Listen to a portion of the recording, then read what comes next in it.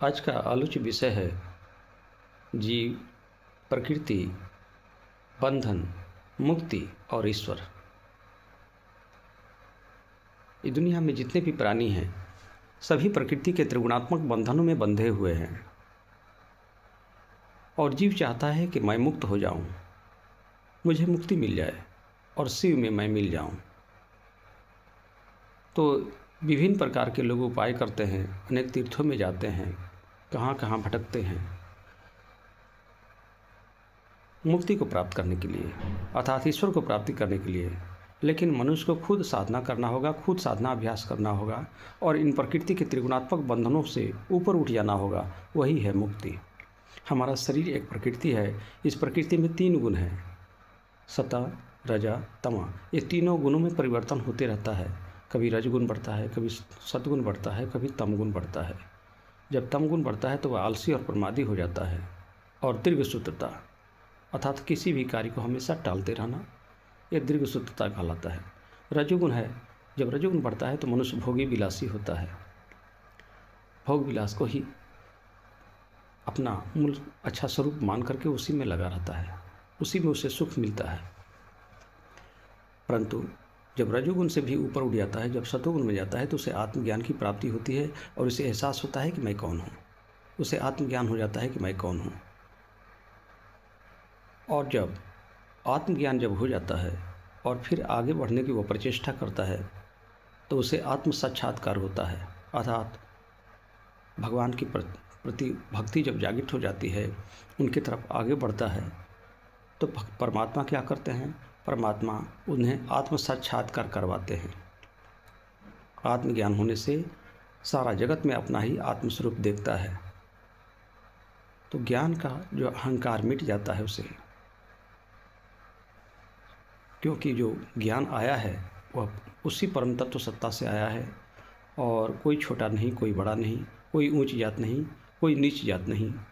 जो ईश्वर को जानता है वह जात पात को नहीं मानेगा, जो जात पात को मानेगा वह ईश्वर को नहीं मानेगा। क्योंकि सबके भीतर जो अभिव्यक्तियाँ हैं, जो प्रतिभाएं हैं, जो कलाएं हैं, सब एक ही परम सत्ता से आई है सबके भीतर में और ईश्वर के ही अंश है सभी। इसलिए परमात्मा किसी से घृणा भी नहीं कर सकते। घृणा क्यों करेंगे जी? सभी तो उन्हीं का आत्मस्वरूप है। तो इस प्रकार उसे आत्मज्ञान होने से उसका घमंड मिट जाता है, अहंकार मिट जाता है। घमंड के मिटने से वह परमात्मा के चरणों में सब कुछ अर्पित कर देता है। तो परमात्मा क्या करते हैं? उसके जो अहंकार थे वो अहंकार को, घमंड को आत्मसमर्पण करते ही फिर जो है वह आत्मा स्वतंत्र होकर के प्रकृति के तीनों गुणों के बंधनों से मुक्त होकर के परमात्मा में मिल जाता है। तो जब तक मनुष्य के चित्त में विकार रहेंगे, छोटा बड़ा का, ऊंच नीच का, ये सब विकार हैं, ये प्रकृति के विकार हैं। काम, क्रोध, मद, मोह, लोभ, ईर्ष्या, द्वेष, घृणा, अहंकार, ये सारे विकार हैं। जब तक प्रकृति के विकार तीनों गुणों से उत्पन्न, ये सारे विकार शून्य नहीं होंगे, जीरो नहीं होंगे, जब तक चित्त खाली नहीं होगा इन विकारों से, तब तक वह स्वतंत्र होकर के परमात्मा में नहीं मिल सकता। तो प्रकृति के तीनों गुणों को उल्लंघन करने के बाद उसे आत्म तत्व का दर्शन होता है। हर कण कण में, समस्त प्राणियों में अपना ही आत्मस्वरूप देखता है और सब में ब्रह्म का दर्शन करता है। वही हुआ ब्रह्मचर्य, वही हुआ ब्रह्मचर्य। जो ब्रह्म में विचरण करता है वही है ब्रह्मचर्य। तो उस अवस्था में आने तक अहंकार जब मिट जाता है, अहंकार वृत्ति शेष जो थी वह मिट गई, चित्त से खाली हो गया। अब चित्त में कोई न पाप का ही संस्कार, ना पुण्य का ही संस्कार है। अच्छे बुरे किसी प्रकार का संस्कार अब चित्त में नहीं रहा, खाली हो गया। वही अवस्था है, आत्मा बंधन मुक्त होकर के परमात्मा में जाके मिल जाती है। तो यही हुआ प्रकृति के तीनों गुणों का उल्लंघन कर ईश्वर में अपने आप को मिला देना।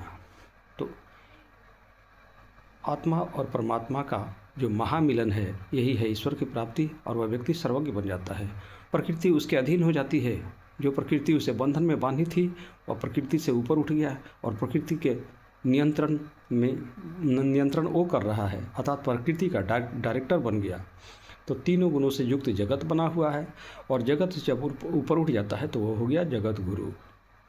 क्योंकि प्रकृति को तत्व से जानने लगता है, उसे ही कहते हैं तात्विक पुरुष, उसे ही बोलते हैं तत्वदर्शी, उसे ही कहते हैं वैज्ञानिक। तो यही हुआ अध्यात्म तत्वदर्शी।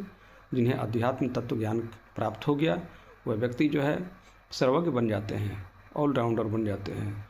इसलिए हे मानव, तुम भी प्रकृति के त्रिगुणात्मक बंधनों को उल्लंघन कर जाओ, मुक्त कर जाओ। इसी जीवन में अपनी आत्मा को मुक्त करो और परमात्मा में मिल करके वही बन जाओ। ईश्वर प्राप्ति अनुसंधान केंद्र यूट्यूब चैनल द्वारा जनहित में जारी।